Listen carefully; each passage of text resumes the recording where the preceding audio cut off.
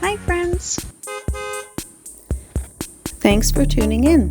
If you like this video, please give it a like, comment below, and take a moment to subscribe to our channel. The small community of Hedley is set along the banks of the Similkameen River in British Columbia. This quiet place sits surrounded by steep, rugged hills that have shaped both its history and its identity. At first glance, it feels calm and unassuming, but Hedley was once a place of intense activity, built on the promise of gold hidden in the mountains above. Long before settlers arrived, this region was part of the traditional territory of indigenous peoples who traveled through the valley, following seasonal routes along the river. The Similkameen provided water, food, and a natural pathway through the otherwise challenging terrain. These early connections to the land stretch back thousands of years, long before the arrival of mining camps and wooden buildings that would later define Hedley. The town's modern history began in the late 19th century when prospectors started exploring the surrounding hills. Gold was discovered in the area, but it wasn't until the early 20th century that Hedley truly came to life.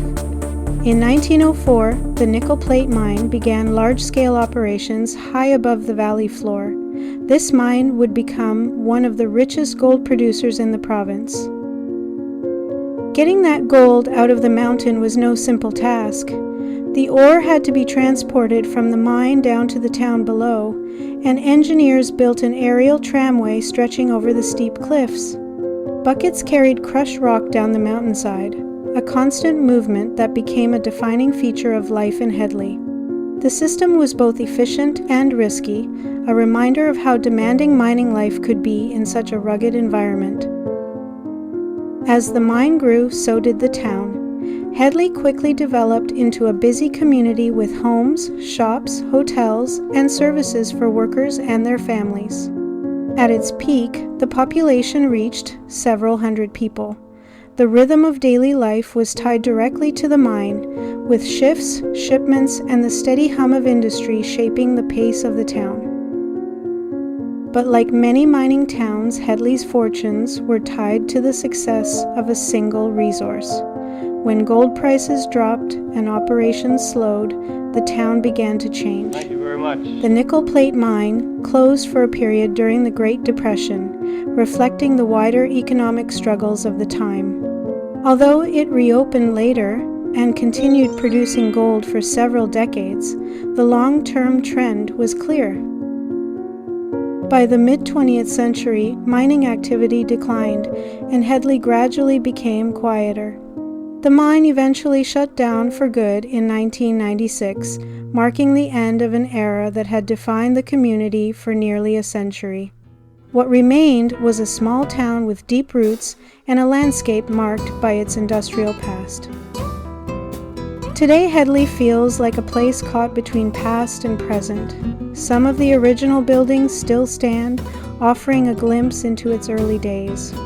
Weathered structures, old equipment, and the visible scars of mining on the hillsides all serve as reminders of the town's history. Above it all, the remains of the mine site still sit high on the mountain, overlooking the valley like a silent witness to everything that came before. The surrounding scenery adds another layer to the story.